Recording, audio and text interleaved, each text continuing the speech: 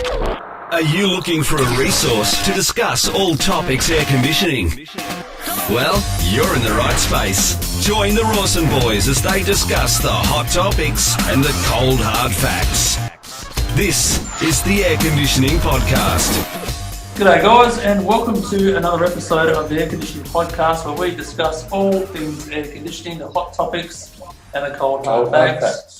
And walking outside today was a lot. Oh, it's beautiful. A lot sunnier and chirpier, wasn't it? Yeah, it was lovely. Nice like spring, a breath of fresh air. spring weather. Bring on summer. It's been so bloody cold and miserable for the last couple of weeks, and then we've had blue skies. Yeah, great stuff. Went out for a quote and didn't want to come back today. Exactly. Yeah. Good beer drinking weather. Good beer drinking weather. In fact, that's not a bad idea, bro. That's a good idea, actually. We're just talking about that. Here's one we prepared earlier. And we're into one, so just excuse us for a second. Actually, that's good.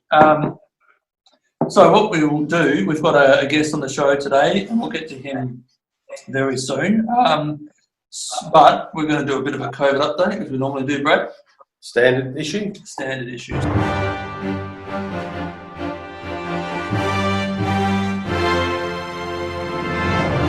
So far in Australia, as of today's date, which I think is the 26th of August. 27th. 27th of August. Australia has 25,205 cases.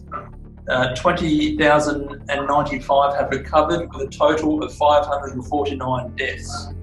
156 new cases in the last 24 hours, Brad. 149 of those from Victoria. Yeah. Total tests in the last 24 hours is 71,703. New South Wales.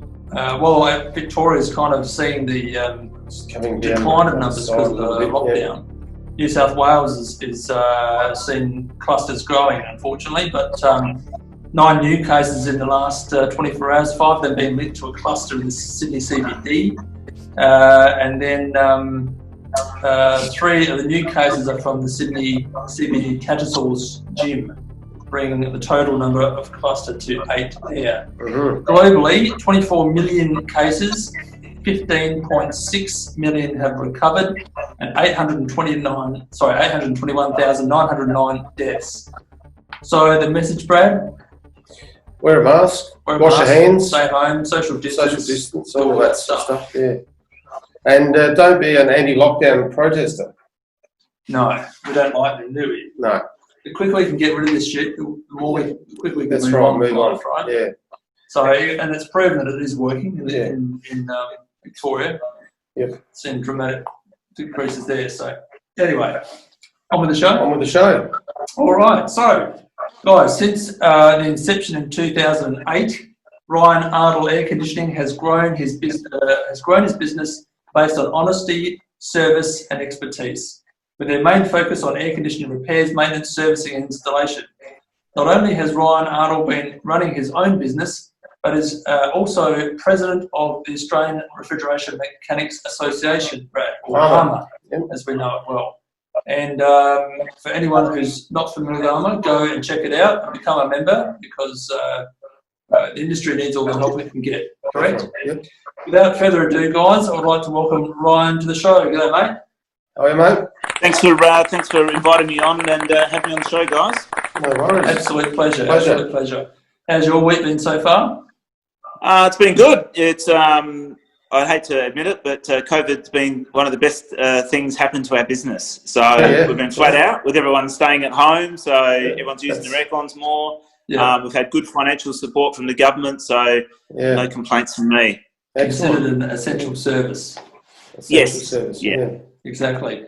So for those who aren't familiar with Ryan Ardill Air Conditioning, mate, could you just tell us a bit about how you started and where you are? Yeah, so my journey into the trade, or into air conditioning, started working for a company called Advantageous. Just responded to an ad in the paper, and that was just for a general warehouse position. So they were they still are. They're not in Adelaide anymore, where we're based, but they're around other states of Australia, and they do manufacturing of residential air conditioning products, ducting, outlets, zones, that kind of thing. So that's where I sort of worked for, I don't know, that was probably 1999 to about 2001. So that would have been, 2-3 years.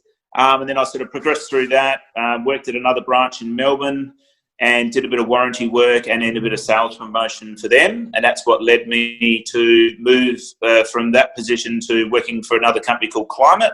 And then, so Climate were they still are a residential and commercial air conditioning supply and service and maintenance company here in Adelaide. So I worked basically as a sales consultant there, as a design consultant, selling and designing domestic air conditioning for people, small business as well as residential market. So then from there, I sort of got sick of selling air conditioning, and what sort of caught me out is that I found a lot of the trades just didn't listen to the sales consultant and just did their own thing, and I always had complaints come back from customers. So I thought, well, I'm sure I can do it better. So I went and became a fridgie. So started my trade in 2006. Finished it just after 4 years because I took a bit of time off in the middle. And then one thing led to the other. And when you're good at your job, you pick up a bit of work on the side. And so about since 2009, started my own business and worked on that, because when I was an apprentice in the trade, I worked for a commercial air conditioning company. So because I was doing a bit of domestic air conditioning, it didn't really clash. There was no conflict of interest. And a lot of the industry do that as well. So that's quite common. And then 2009, so worked 3 years part-time in my business on the weekends and after hours, build up a good client base.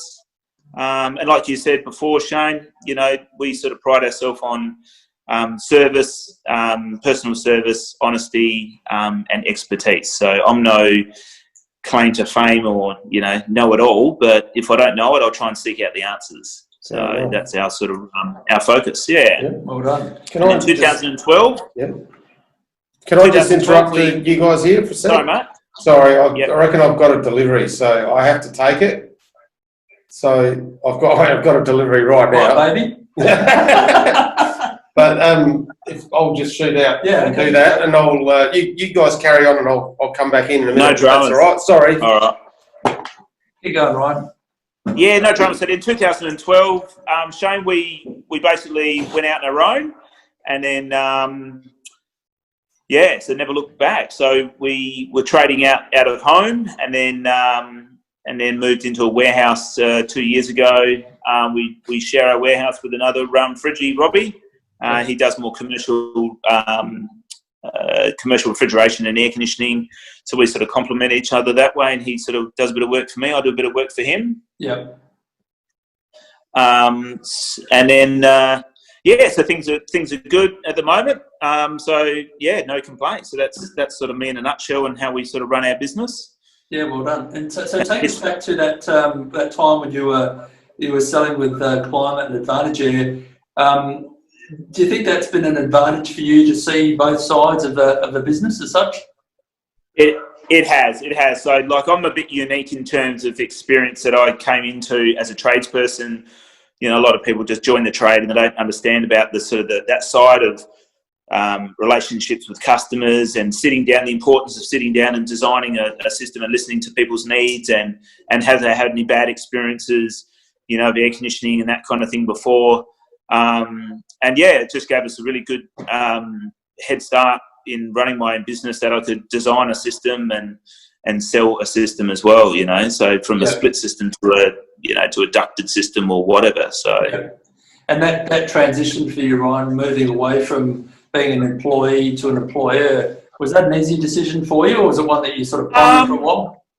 It was very smooth. It was just gradual, and I'm still on the tools, and I still think of myself, although I'm the business owner, still as an employee as well, funny enough. So, I'm working with the guys and I'm on the tools still. So it was a pretty easy transition. But, with being a business owner, you do have those added stresses and challenges of managing people and financial issues and dealing with suppliers and customers that aren't so nice, which we try not to work too much for. But you know, if we make, the biggest thing for us is that honesty. You know, if we make a mistake, we fix it. We don't try and pass the buck, you know, like, and that's got us a lot of respect. I think that our industry, you would know, you know, is littered with people that don't take responsibility and try and blame others or don't fix the problem, you know. Yeah, and it's unfortunate, isn't it? We're probably going to lead down that path in a moment with the questioning, but we do see a lot of that, unfortunately, with the licensing. So, with how many employees you got working with you now? So we've got about 5. We've got 3 office staff. We have a contract bookkeeper, contract accountant, contract HR rep. Then we've got 2 apprentices, me. So what's that? If you include me, so it's 1, 2, 3, 4, 5, 6. It's 6 of us at the moment, and then we use a suite of sort of contractors, you know, as well, electricians and other fridgies. So yeah. And is that a comfortable number for you, or are you looking to sort of? Yeah, I think we'll build a little bit on that, maybe sort of 10 to 15 maximum, you know, and then where, you know, I don't become too sort of distant from people, like. I still want to be, you know, and we really try and task the team with keeping together and spending a lot of time together in terms of after hours team building exercises and that kind of thing. So I think if you have a team bigger than probably like 15, it would make it too hard to do that, you know. What sort of stuff do you do? So the other day we did a cooking school. Went out and did a cooking class in the afternoon. And then we come back to the warehouse and we turned the phones off and did what we call a vision board. So where everyone sort of had their sort of goals and visions and cut out, you know, words and pictures, what described that. And we'd laminate it and they're sticking on the wall in the office. So every day it's a bit of a visual reminder, you know, why you come to work, what you want. And we try and make those goals happen for people as well. So. Yeah, that's good. It's brilliant. Good culture. Yeah. Good culture. Yeah, that's all. Yeah, it's you got to have a good culture, you know. Yeah, definitely. Yeah, and in terms of your day to day, Ryan, what do you and the guys do? You're doing sort of you're all rounders in terms of service and maintenance and installs? Yeah, so we're a bit of a mix. I reckon we're about, say, dollar value. We're probably 60% install and 30% service. Even probably more, like 70 and 30. But when it comes to the amount of jobs, it's way more service and cleaning jobs and maintenance and breakdowns and fault diagnosis, all that kind of thing. So the main reason we do a lot of service work is so, you know, we've got a foot in the door for replacement systems and even improving systems. There's a lot of time where, you know, you see a unit that's been installed but installed poorly, and then we can fix that, you know, and then the customers are much better off that way. So yeah, that's the main sort of, you know, every day, you know, there's always a difference. We might do 1 install and 3 service jobs or all service jobs. So we didn't have an install today. We did yesterday and we will tomorrow. So we're just going to mix it up, and we run a calendar, so everything's all booked in. We do a fair bit of real estate. We do a fair bit of real estate work as well. So we look after about 20 real estate agents around Adelaide. So they keep us sort of busy as well. And do you do much in the way of marketing? So in terms of marketing, social media, you know, we've got a Facebook page, an Instagram page, and Twitter. I don't really use Twitter. Instagram we need to start using a bit more. I did have a marketing person doing that, but it didn't seem to generate much. So it's just sort of, you know, might sort of, you know, train up one of our office staff to just do some posts every now and again. And then, marketing, we just, we do a bit of SEO work, but that's organic. So we do search engine optimization work on our website. But the website's getting improved slowly. So we've got a team. So we've got a contract marketing company that sort of manages our website, but also we're going to bring in another lady that can hopefully help grow the website in terms of having it more functional. So in the middle of summer, what we're trying to do is direct our real estate customers to our website, which will have handy videos and stuff. Got a bit of inspiration from you guys around that. So yeah, not sort of too afraid to put myself in front of a camera. but yeah, it's a bit out of the comfort zone, but that's just what you got to do. And then just really small, handy, because a lot of the calls that we get are just dirty filters, resetting units, putting batteries in, or just general education on that they're running too many outlets, or they've got the machine running too hot or too cold, or so we'll just build the website that way, and have it a bit more interactive. Yep. Yeah, fair enough. We've found that's been a game changer for our business, isn't it? In terms of the videos and channel and stuff. As you said, you get the very, very frequently asked questions that come in almost daily, particularly in summer, about your filter and about this, and I've got water coming from the outdoor unit or whatever it is. And it's just so easy to send a link to them and say, here's a quick video, just check this out and see what you think. And, quite often it's all about helpful content, So if you're giving away good content, people are going to remember you and go, yep, let's go back to those guys because, they're helpful. And I think that's what the industry needs. Yeah, that's right. Absolutely. Yeah. Dead right. Do you do much in the way of pay-per-click advertising? What was that, Brad? Do you do much in the way of pay-per-click advertising with Google? Oh, no, we did try that a couple of years ago. And to be honest, we found a lot of it was, sort of time-wasting people. So we would rank pretty good, like maybe behind you guys, but we would rank sort of maybe on the second or third page, depending on what they type in. Yeah. So you're just going for that more organic stuff, and so we'll have it, and then a lot of people around the local area want to use a local person, so we'll come up on a geolocation type thing. They'll find us that way, but we'll service anyone everywhere. So we've done jobs all over the state, but generally we'll go from down to Victor Harbour, right down south that way, Strathalbyn, Mount Barker, all up Adelaide CBD, all the Adelaide suburbs, right up to sort of Gawler.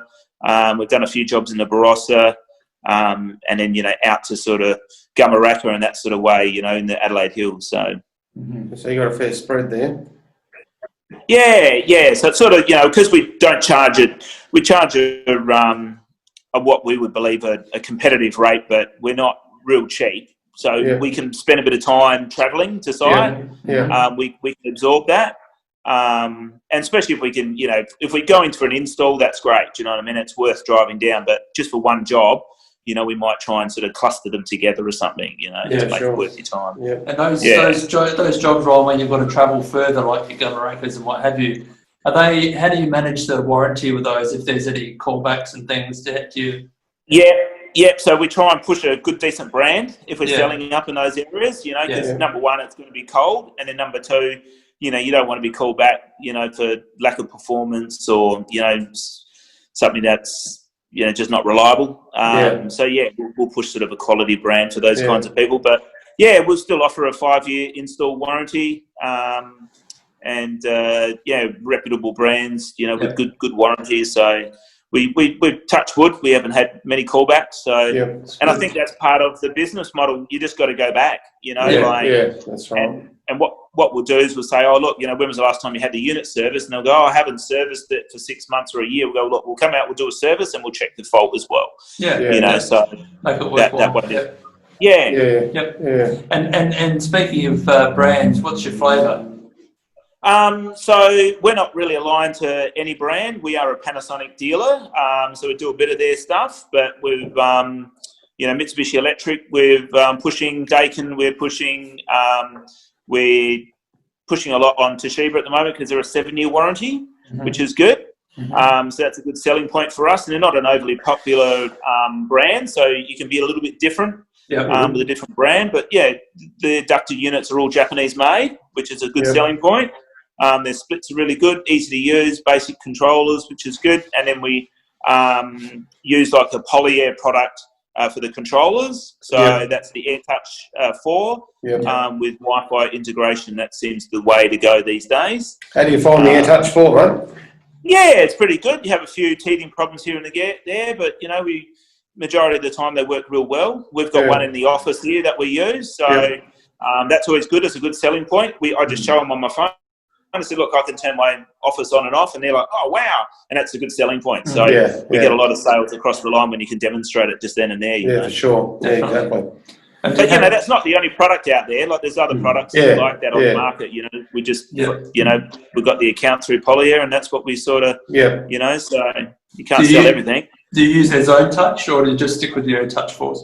So then we'll use Air Diffusion's gear as well. So they've got like just a basic 6-zone system, which is quite well priced. If we want to just do a little zone upgrade, or but yeah, we do use their zone switch or their zone touch system as well. And it's sometimes, you know, if you're replacing a couple of zone motors, it's easier to replace the whole lot, and financially beneficial long term for the customer. If 2 zones already failed, they're probably going to have another 3 fail in 5 years' time. So why not get them all fixed now and have 5 or 3 year warranty? You know. Correct. And you're not messing around with problems with air balancing and stuff, are you? You can... Oh, that's exactly right. It's great for that. You know, like you can just teach the client that they can have that one on 100% or that zone on 50%, and they can move the air around a little bit better. You know.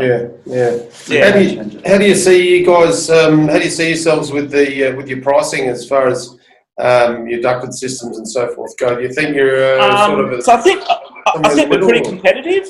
You know, compared to our larger competitors, you know, like Manix, Climate, Right Price, you know, Gasworks and you guys. So, yeah, I think we're on the money.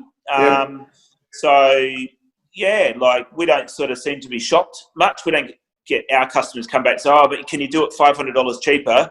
You know, because I think a lot of our customers are referred customers.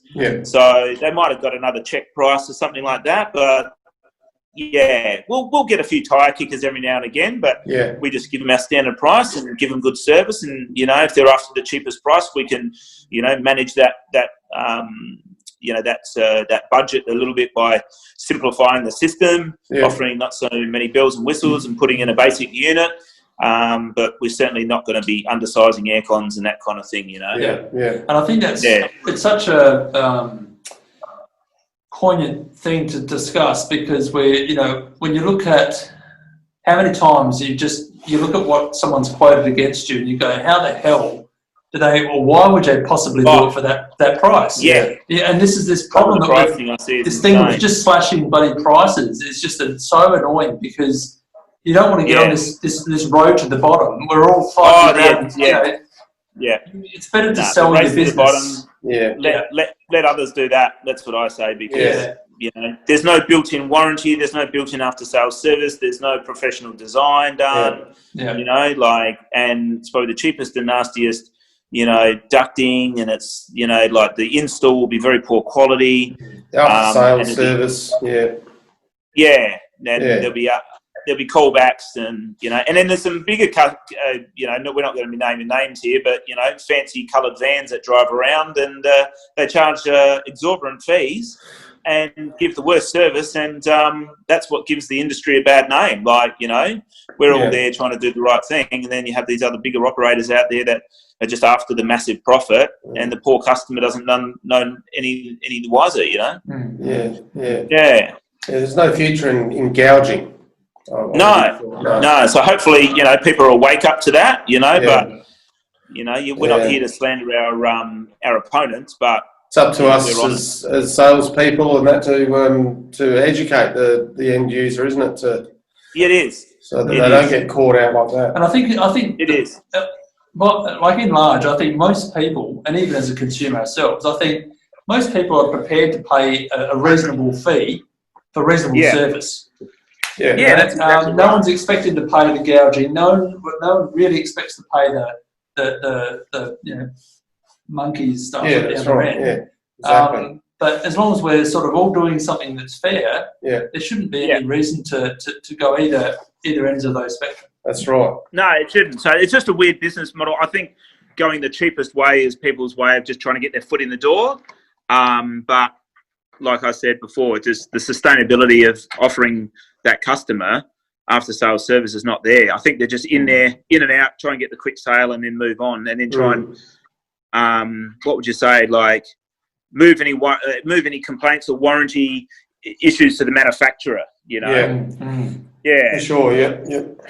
Which probably brings I'm sorry, guys. I'm just going to plug my phone in because it's right. flat. Yeah, I thought you were going to the fridge or something like that. I was in and out of the toilet. So just now talking, now that we're sort of heading down that path of poor installation and warranties or lack of, and, you know, the Cert 2 issue, Ryan, I think is very dear to your heart and as it is for most members of ARMA. Just tell us your view, please. Look, I think back in the day it had its position, but it's got out of control now. So my cousin, years and years ago when it first came out, it was a 10-week course. He had to, you know, work under a supervised fridgie. He had to do several installs that had to be ticked off. Mm-hmm. And somehow it's come from that level of training, and it wasn't appealing to a lot of people because it was a big commitment and a lot of money. And not everyone was offering it in terms of training organisations, to now basically every Tom, Dick and Harry who you know, has an office can run a training 2-day training course, and it's not even, you know, it's less than 2 days. You know, like the practical element of it, you can't train all the aspects of installing, designing, the considerations for service access and stuff. You know, for that scope of work for it, you know, in that time frame. So it's disappointing, you know, that it's got out of hand. And, you know, in Queensland, there's more Cert 2 electricians and plumbers elsewhere than fridgies. And the amount of horror stories that we hear is just incredible, you know. Yeah, exactly. Yeah. So, yeah, and then the problem is there's no oversight. There's no authority there to check that workmanship, to dob them in. So they just, well, there's work, you know, it's a free for all, basically. Yeah, that's right. So, yeah. Do you think it's? Do you think we're sort of heading in the right direction as far as sort of getting on top of that, or are we no further advanced than we have been? I think in its current form, I think it's a good question, Brad. I think in its current form, it's just going to stay as is. We need to replace and start a new license. So there's no trade-based license, you know, for fridgies, like you do with an electrician or a plumber. That's state-based and issued by a state regulator. So, you know, we have this environmental license that's handled by ARC, Australian Refrigeration Council, and that's, you know, some say it's a good system, some say it's not, but that's another day. It's not really a license for our trade, though, is it? No, it's not a trade license, and so that's the problem, you know, like, so... we need a regulatory body that can license the trade properly to protect the consumer and the environment. And the way that's going to happen, hopefully, is we've got some key players now that are willing to push that issue again. So ARA, Australian Institute of Refrigeration, Air Conditioning and Heating. So they did a survey and they made a position statement. They've come out with basically... a position statement based on some good key facts around that Cert 3 qualification needs to be a minimum for an air conditioning refrigeration license, and then you know, push from there in terms of accreditation for, you know, CO2 or flammable refrigerants, that kind of thing. Endorsements or upskilling is what's needed. So for people that have got a Cert 2 license, we could have like a phase out, you know, like over a 2 or 5 year period, that, you know, go, all right, I'll upskill myself and do a 3-year or 4-year apprenticeship, or, you know, do a couple of endorsements or whatever it be, so they can get a qualification, you know, minimum qualification to, you know, to handle that that license as such. So there's hopefully good push for that, you know. Yeah, keep integrity in our trade, really. That's what we're after, exactly. It is because it's there's a lot of money to be made in air conditioning and refrigeration, and you know, where there's a lot of money, there's greed, and where there's greed, there's you know, there's bad people. So so they're not in it for the right reason. Yeah, you shouldn't be in it. You're dead right there. So in terms of so licensing aside, what do you think makes up a good technician? I think always willingness to learn, always, you know, like, don't be a know-it-all, which I'm sure you guys can agree, being on our Facebook page, there's too many heroes in our trade, all ready to slam some comments down someone else's throat about their quality work or what they know or what they don't know. Rather than maybe giving them a helping hand, Yeah. Yes, exactly. Hey, we do it this way, but, maybe try it this, or I would try this. They're like, that's right. You shouldn't be doing this, or, they're just, I don't know. I call it the hero mentality, always got to be better than somebody else. So we're, It's always ready to learn. It is. So I think, what makes a good technician is always willing to learn, always willing to help others, pass on your knowledge, and be honest, to the customers and to your fellow tradespeople. We can't pretend to know everything. So, I come across a problem and I say to the customer, look, I'm not 100% sure. I've got to go off and find out some more info and then get back to them, That's right. And then present a case to them, say, look, I wouldn't recommend repairing it, or, let's repair this, or these are your options, rather than just go, oh, this is what needs to be done. That's right. Let's do it now type thing. You give them some options and, honestly. Give them an educated assessment. Exactly.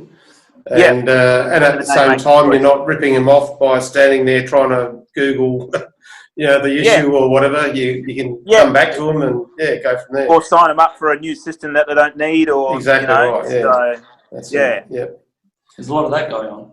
100%. Like the amount of times that we hear that all it needed is a capacitor, and they're saying, oh, the compressor's stuffed, and people are. And then, the unit might only be like 5 years old or 6 years old. And, do you think that's just because they're looking to do the upsell, or it's just purely incompetence and the diagnostic skills are shit? I think it's both. They're like, I don't really know what's wrong with this. They don't have the skill set, and they haven't been trained. But something so simple as being able to test a capacitor. If you don't have a multimeter that tests capacitance, then you're never going to know. Do you know what I mean? Or if you don't carry a spare capacitor and a bit of trial and error, then you don't know. I think that's go on. Well, and then obviously, if they just look at it and just go, "Oh, I can't be bothered. It's just going to be quicker and easier to swap the machine over," and then they make way more money. That's right. Yeah. So. Yeah, I was going to say that's where I think that interplay learning would be good, because it gives guys an avenue to go down and maybe do a bit of after hours training, and if they're not sure of how do I test, how do I mega that compressor, go in and do that at night time. No one has to know they're doing it, and make them a better technician as well. So exactly. That's going to be good. Yeah. The willingness to upskill and constantly, train is important. But if the training's not there, then it's hard to do. So, exactly right. Yeah. But I'm always willing to, bring on new staff with, we have the capacity, or train some people, or give them some work experience and stuff. So part of my role as president, I want to go and do some school talks to try and promote the trade to school leavers, or people considering what they're going to do after school. We have a huge skill shortage in terms of new people coming through. So we really need as many young people wanting to get into the trade and it's a hidden trade. No one knows. Sure. Yeah. That's right. Yeah. And then take them. That's right. Yeah, exactly. And then we need a path to take them through to train them up properly. Yes. Yeah. Exactly. So yeah. No, that's good. That's good. And mate, in terms of when COVID hit the beginning of the year, did that impact your business, and how did you sort of handle that? It did. We freaked out a little bit. We just had real dead March. I was stressing a bit, and so to the girls, like, we just need to be bringing people as much as possible, trying to follow up on service work in terms of ongoing service for systems that were put in. And then at that point, people didn't want people in their house, so the phone wasn't ringing for new systems, because coming out of summer, it wasn't a early winter. It's been a cold winter, but it wasn't really an early start. So March was really dead. We were really down in March.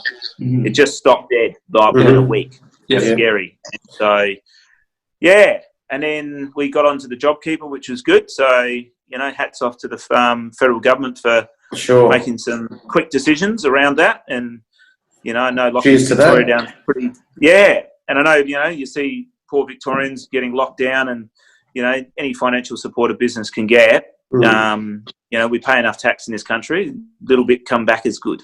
Yeah, that's right. Yeah. Absolutely. And it's, as they keep saying, it's unprecedented times, calls for unprecedented measures.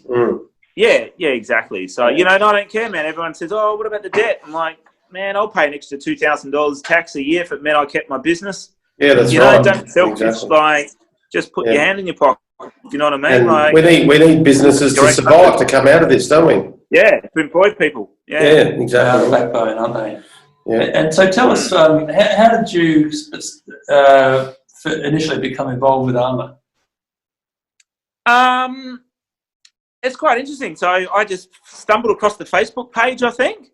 It was called Reclaim Our Trade back before we renamed it to ARMA. Yeah. And ARMA still existed, but the Facebook page was just called Reclaim Our Trade. And then I just started making some comments and sharing some posts and whatnot. And then Kim sort of just contacted me, our CEO, and just said, oh, do you want to be an admin? And I'm like, oh, yeah, that sounds really good. And then so I become like an admin person of the page, and then just grew from there. And then, the executive committee contacted me and said, do you want to be more involved at an executive level? They knew I had passion, and they knew I loved the trade, and I spoke to Kim, and so before we knew it, we had no vice president at that stage. So then I was just basically voted in unanimously, and I was quite humbled to do that. And then, just recently, it was about the start of the year, late last year, we had a meeting, and now I'm the president. So there we go. Cool. There you go. Does it take a lot of your time? I should be donating more time, but it is time consuming, and I'd rather be on the tools, earn money to pay my staff, to do the nit and gritty. So, I can, how could you explain it? Like, there's a lot of admin work around it and that kind of thing. Yeah. So, and, letters to send off, and, people to contact, and brochures to make, and that kind of thing. So I'm not good at that, but when it comes to meetings and I'd regularly fly around the country and meet with different members and stuff, not specifically for that. Like if I'm going to visit a relative or something, I'll then make an effort in that trip to catch up. So, I went to Queensland only about 3 weeks ago and met one of our members, BARAAC, and he was fantastic. He took me out for the day, showed me a day in the as a Queensland fridgie, so that was fantastic. Nice. He taught me some stuff as well. So really? I loved it. It was good. Awesome. Yeah. And so can we call you El Presidente? If you must. We are not worthy. Lovely. Good. So what do you like about being a fridgie, mate? I think the variety of work every day is different, because we just don't do install like first fix work for builders only, like you could be a fridgie and just run pipe all day long, but that's not us, so, it keeps the brain active. I like problem solving. I'm a bit ADD or ADHD, OCD, all those labels, so it keeps all that in check,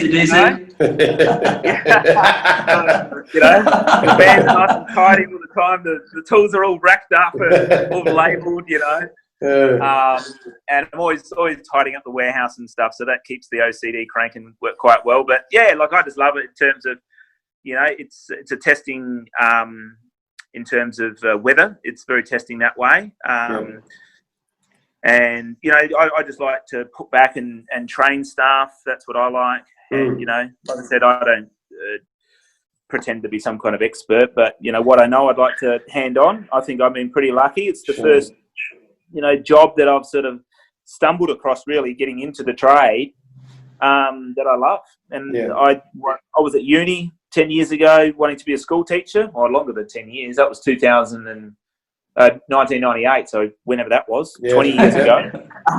Crazy, isn't it? Your beard gives you away, mate. Don't try and hide anything. So, I couldn't hack university study, and I didn't go too well at TAFE either, like with the real theory-based stuff, so I'm a hands-on person. I like watching videos and then, trying it out. So that's my learning method. So, cool. Yeah. And looking further ahead, where do you see the industry, or what changes would you like to see made in the industry? Yeah, so I suppose, the two key things is proper licensing. and proper promotion of the trade, because it's such a hidden trade in terms of, we do a lot, from like fridges and freezers for medical to all your supermarket refrigeration, keep your beer cold, your food fresh, like people's comfort, air conditioning in terms of like chillers and big buildings and boilers and ammonia plants for industrial refrigeration. Then you got seafood, production in terms of the boats that catch seafood and, need refrigeration out in boats. So the trade is just massive, and we really are hidden. So we really need to get out there and promote the trade and be proud of what we do. So that's a part of what ARMA have done. We've done a series of 4 videos. So if you guys haven't watched them, jump onto our YouTube channel and have a look at them. So you feel free to share them on your Facebook pages and all of that. And to anyone listening, just jump on our Facebook or there's a consumer page that ARMA run, so you can join that and ask questions. And people like myself will answer them back. So how do you search? Is that just called ARMA consumer page, or? So let me just jump on. I should know this stuff off by heart, shouldn't I? Put you on the spot. No, that's right. So it is called. This is called padding. Mate. Yeah, this is called padding in the industry. We're filling in we're precious time. Consumer support for air conditioning and refrigeration Australia by ARMA, ARMA. Yep. So people just search that, join that. It's like a page. It's not a group as such, so it's a page that people join. And then, we've got a YouTube channel, and then so our videos have been uploaded to there that we've done. So the videos around promoting the trade, what the trade is, licensing. So they're fantastic. All our members chipped in and to bankroll it, and we got a really good production company, 44 Gallon. I think they called them, and away we went. We wrote the script. Yeah, quite informative, short. I think about 1 minute to 3 minute long videos. So brilliant. Yeah, right. Well, we'll put a link to those in our show notes as well for the episode. So for sure. Yeah. Absolutely. And are you planning on doing more of those, or? Yeah, we are. Yeah. One around sort of safety we do have, but there's other ideas in the pipeline for other videos as well. So we've sort of got to look at that. And again, it's a funding issue. So we're not a $1 million enterprise here. So we're all volunteers. No one's a paid official. I think people think that we're all, fat cats or, but the membership base pays, just for the general running of the organisation, and when it requires promotion, we use that money to promote the trade to government levels and that kind of thing. So cool, brilliant. And one last question before we finish off, because we are just about out of time, mate. But no dramas. If you could hit rewind and go right back to the start, what do you reckon you'd tell yourself? Give yourself some healthy advice. That's a really good question. I think get organised quicker. Like we're still trying to implement a scheduling program, and it's taking quite some time. We've even had to employ an IT person to do that. So I think structure and being organised and a plan would be really good. And just don't operate in chaos. It's just stressful and and it's too hard and forget, and like if I build that customer, if I've forgotten this, and you're doing jobs for free, and I remember like when we first started, like I was sitting on the couch at 3 o'clock in the morning with my wife doing invoicing and having to get up at 7 o'clock the next morning. So we're past that now, but that's like set up a proper invoicing program, and have it so when you're on site, you're invoicing from site, so it might cost you 10 grand, but that is like invaluable. So that's what I would do differently. What CRM do you use? Do you actually have something at the moment? Or? We've looked at a few. Like we're using Xero as obviously our accounting and bookkeeping program. At the moment, we just run like a calendar. and then everything's saved into that. And then we have a server on our computing system that the phones can link to. So if the guys need to upload copies of photos, we have paper service reports that the guys take a photo with. But that'll, this information's here and there, and it's all different spots. So it's a bit higgledy-piggledy at the moment. So we're looking at running we did look at ServiceMate, which is great, but it didn't sort of do everything that we wanted to progress the company down the track, like asset management and that kind of thing. Uploading photos, running reports is going to be big for us. So, if we've looked at a customer's aircon for a few times and we said, oh, look, you've spent this amount of money. We've been to, your house 5 times in the last 2 years. You really need to look at upgrading the system, or, more and more we get commercial clients, we'll be using a program called Aeroflow. It's very powerful. But it's very, very hard to set up and to, it does a million things. And we only want to know how to do 10, So, you've got to navigate through what you need. But very, very good program. Very powerful tools when you get them, right. It'll take a while to learn it, but once, like everything, you get familiar with it. It'll be good for business, for sure. We want to try and get that implemented before summer. Right. I've said that the last 3 summers. It'll make the world of difference. It'll make the world of difference. And we've got Traderfy coming on in an upcoming episode. Oh, good. That'll be interesting to have a chat to them. And for anyone out there who may not have a CRM, they might be another one to consider. So look forward to that chat. But, I think you definitely need to have a CRM. That's probably one of the biggest things. It is. It's going to save you. It's going to save you. Streamlines, the technician can do a lot more, and get a lot more value. Takes photos, get serial numbers, and it's it's not paper based where it needs to come back to the office, and then the girls in the office or whoever needs to do that. It just cuts down the labour side. For sure. No, that's excellent, man. And look, well done for because it's not easy to run a business and being a part of a group like ARMA. I mean, it's a huge responsibility. So well done, mate. Thank for doing that. No worries. It's a thankless task. There's a lot of people that just bag and stuff, but try not to let that get you down too much, and we just keep doing what we're doing. I think you're right, and I think you've got to if you're out there like you say, a keyboard warrior sitting behind there smashing keys going, you should be doing this, should be doing that. Well, get off your ass and do it yourself and make a difference. True. Yeah, exactly. Come on board. If you can do it better, come on board. And that's like us here. Become a volunteer. We don't profess to be radio jocks or anything like that. We're just two wankers having a go. But at least you're doing it. That's what it's about. So it's about sharing. Being part of exactly. Part of a group. Exactly. Spread the love. Yeah. Definitely. All right. So, Brad, you reckon we should jump into the next round? I think I can smell that next round coming on. Oh, Jesus. All right. Here we go.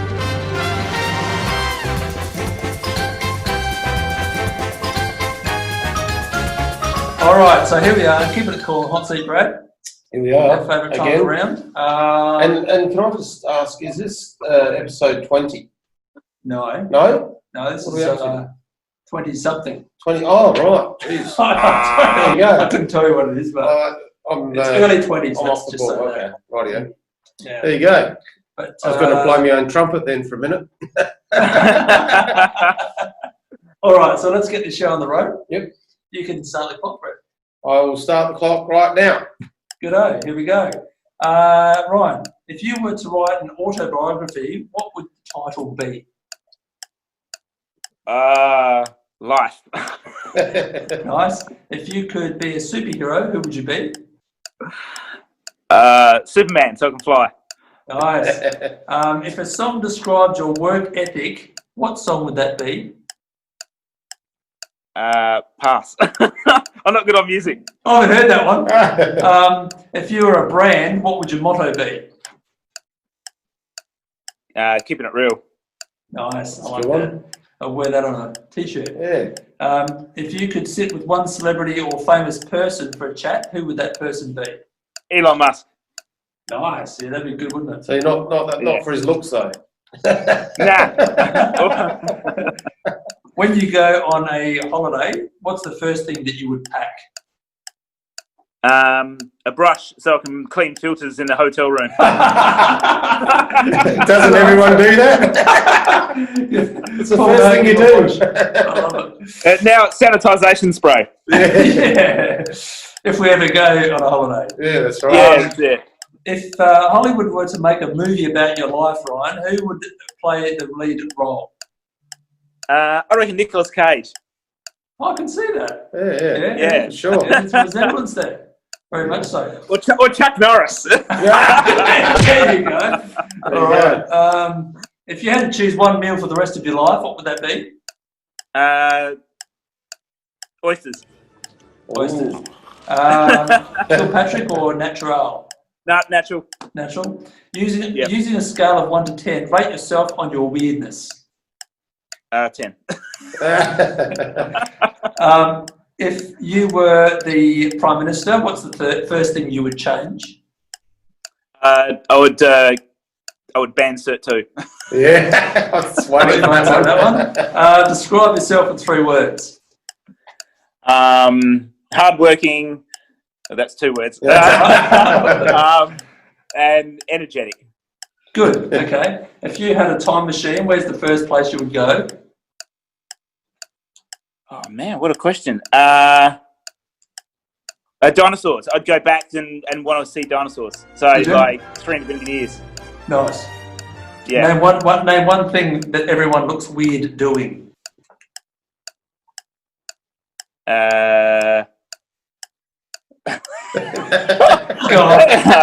The brain's sticking over.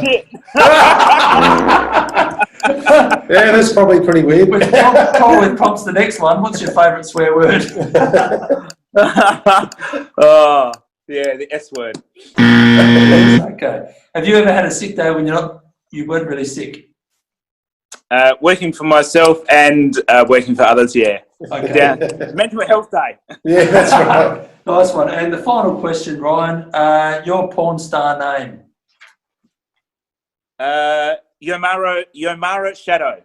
First street. Yeah. First pet, isn't it? First street. Yeah, I think so. Oh, We've been doing it for a while. I still don't remember. Shadow Yomara. Shadow Very Yomara. nice. So exotic. Very good. I operate in the shadows. Just lurking in the corner. That's it. Just lurking in the corner doing HVAC. Cleaning filters. I'm the weirdo cleaning the filters.